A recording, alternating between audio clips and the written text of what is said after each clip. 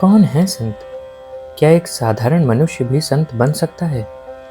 और क्यों कहा गया है कि संतों का संग जीवन को बदल देता है? रामचरितमानस में तुलसीदास जी गुरु के बाद प्रणाम करते हैं संतों को।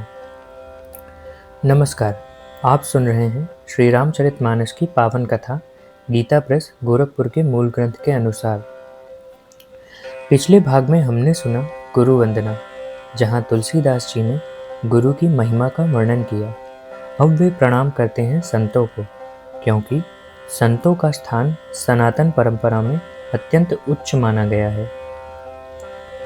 तुलसीदास जी कहते हैं, संत वे होते हैं जिनका हृदय दया, करुणा और प्रेम से भरा होता है। वे कभी किसी से द्वेष नहीं करते और सभी के प्रति समान भाव रखते हैं। संतों का स्वभाव चंदन के समान बताया गया है। जिस प्रकार चंदन उसे काटने वाले कुल्हाड़ी को भी सुगंध देता है, उसी प्रकार संत अपने शत्रुओं के साथ भी भलाई करते हैं। संतों का हृदय अत्यंत कोमल होता है। वे दूसरों के दुख को देखकर स्वयं दुखी हो जाते हैं और दूसरों के सुख में प्रसन्न होते हैं। तुलसीदास जी कहते हैं, संत और असंत में बहुत अंतर होता है।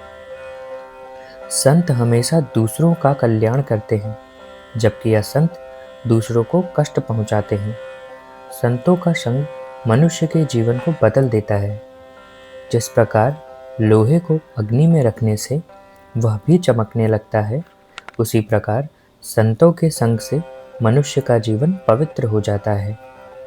तुलसीदास जी कहते हैं, संतों की महिमा का वर्णन करना अत्यंत कठिन है, क्योंकि उनके गुण असीम और अनंत होते हैं।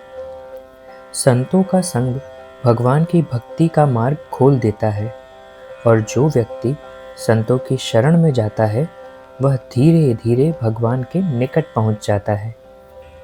संतों का संग केवल ज्ञान नहीं देता, वह जीवन बदल देता है। संतों की महिमा का वर्णन करने के बाद अब तुलसीदास जी आगे बढ़ते हैं भगवान शिव और माता पार्वती के संवाद की ओर। यहीं से राम कथा का विस्तार वास्तव में शुरू होता है। कैसे भगवान शिव राम की महिमा का वर्णन करते हैं और कैसे शुरू होता है सती का अद्भुत प्रसंग। यह पावन कथा हम सुनेंगे अगले भाग में। अगर आप रामचरितमानस की संपूर्ण कथा गीता प्रेस गोरखपुर के मूल ग्रंथ के अनुसार सुनना चाहते हैं, तो चैनल को सब्सक्राइब अवश्य करें और कमेंट में लिखें जय श्री राम।